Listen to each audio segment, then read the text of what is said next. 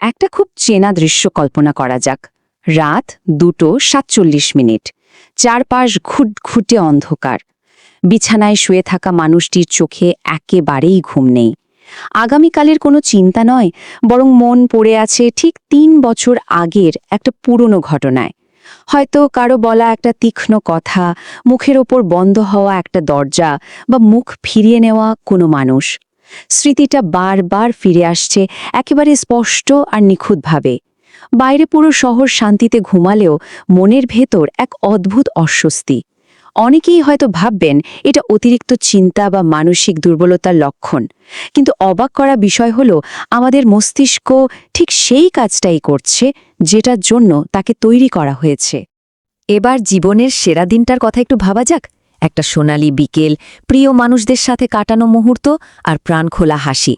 কিন্তু সেই মুহূর্তের খুঁটিনাটিগুলো মনে করার চেষ্টা করলে দেখা যাবে রঙগুলো কেমন যেন ফ্যাকাশে হয়ে গেছে, গলার আওয়াজগুলো অস্পষ্ট। অথচ বছরের পর বছর আগের সেই একটা মাত্র কষ্টের মুহূর্ত, সেটা মনের ভেতর এমনভাবে বসে আছে যেন আজ সকালেই ঘটেছে। ঠিক যেমন 10 বছর আগের কোনো এক অস্বস্তিকর ঘটনার কথা হঠাৎ করে মনে পড়ে যায়।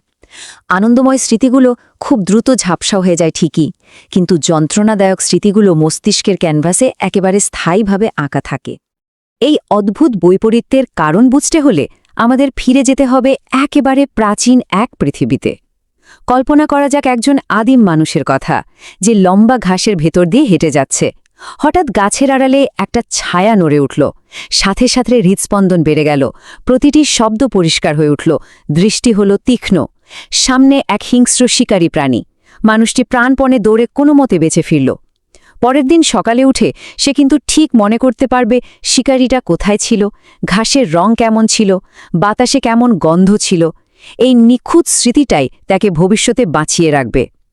আজ আধুনিক জীবনে বসে আমরা যে মানসিক টানাপোড়ানের ভেতর দিয়ে যাই, তা মূলত মানব মস্তিষ্কের এই 2 লক্ষ বছরের পুরনো বেঁচে থাকার প্রোগ্রামিং। বিজ্ঞানীদের ভাষায় এই ঘটনাটির চমৎকার একটা নাম আছে, নেগেটিভিটি বায়াস বা নেতিবাচকতার প্রতি পক্ষপাত। এটি মস্তিষ্কের এমন একটা মনস্তাত্ত্বিক প্রবণতা যেখানে একটা খারাপ স্মৃতি 10টা ভালো স্মৃতিকেও সহজেই ছাপিয়ে যায়। ভাবলে অবাক হতে হয়, তাই না? মস্তিষ্ক নেতিবাচক অভিজ্ঞতাগুলোকে অনেক বেশি গুরুত্ব দেয়, গভীরভাবে বিশ্লেষণ করে আর স্থায়ীভাবে সংরক্ষণ করে।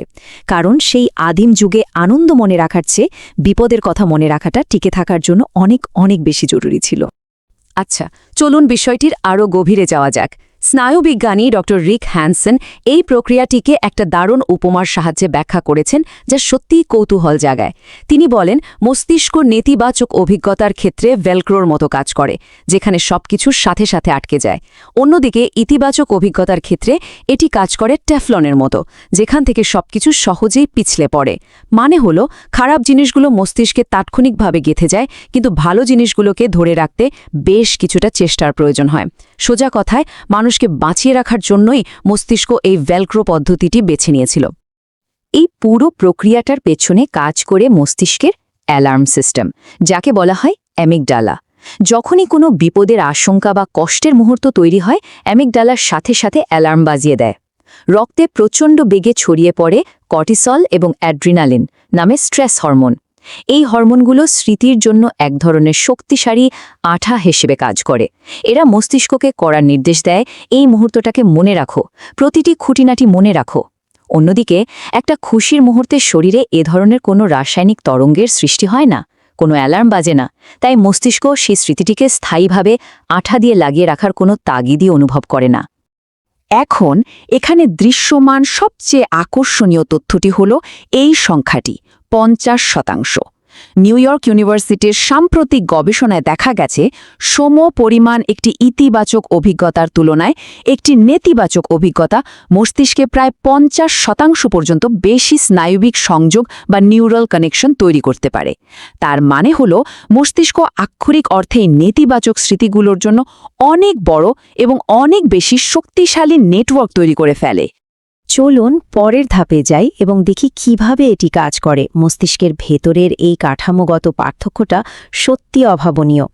একটা খারাপ স্মৃতি হলো অনেক গভীরে শিকড় ছড়িয়ে থাকা একটা প্রাচীন গাছের মতো, যা যে কোনো ঝড় সামলে টিকে থাকতে পারে। আর একটা ভালো স্মৃতি হলো ছোট অগভীর একটা চারা গাছের মতো, যাকে বাঁচিয়ে রাখার জন্য প্রতিনিয়ত যত্ন নিতে হয়। স্ট্রেস হরমোনগুলো কষ্টের স্মৃতিকে একেবারে পাথরে খোদাই করে দেয়, কিন্তু কোনো রাসায়নিক প্রতিক্রিয়া না থাকায় খুশির স্মৃতিগুলো লেখা হয় সাধারণ পেন্সিলে, পুরনো কাগজের ওপর, যা সময়ের সাথে সাথে সহজেই মুছে যেতে পারে। তবে সব খারাপ স্মৃতি কিন্তু সমান নয়। ছোটখাটো অস্বস্তিকর ঘটনা কয়েক সপ্তাহের মধ্যেই মুছে যায়, কিন্তু কিছু স্মৃতি দশকের পর দশক টিকে থাকে।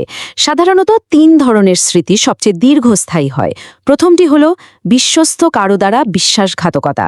প্রাচীন যুগে দল থেকে বিতাড়িত হওয়া মানেই ছিল নিশ্চিত মৃত্যু, তাই মস্তিষ্ক এটাকে চরম হুমকি হিসেবে দেখে। দ্বিতীয়টি হল জনসম্মুখে অপমান। সামাজিক মর্যাদায় একসময় মানুষের টিকে থাকা নির্ধারণ করত।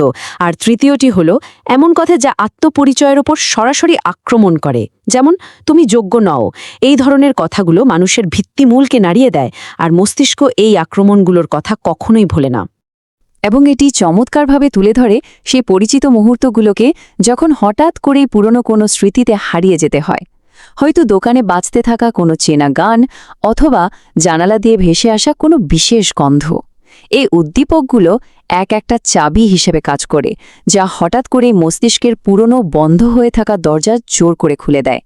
মনস্তত্ত্বের ভাষায় একে বলা হয় ইনভলেন্টারি মেমোরি রিট্রিভাল। এটি এমন এক প্রক্রিয়া যেখানে আমাদের নিজেদের কোনো নিয়ন্ত্রণ থাকে না, কোনো একটা ট্রিগার সরাসরি সেই পুরনো অমীমাংসিত দৃশ্যপটে ফিরিয়ে নিয়ে যায়।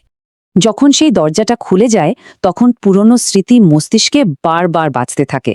আর সবচেয়ে ভয়ের ব্যাপার হলো, স্মৃতিটি যতবার ফিরে আসে, মস্তিষ্কের স্নায়ুবিক পথটি বা নিউরাল গ্রুভ তত বেশি গভীর হতে থাকে।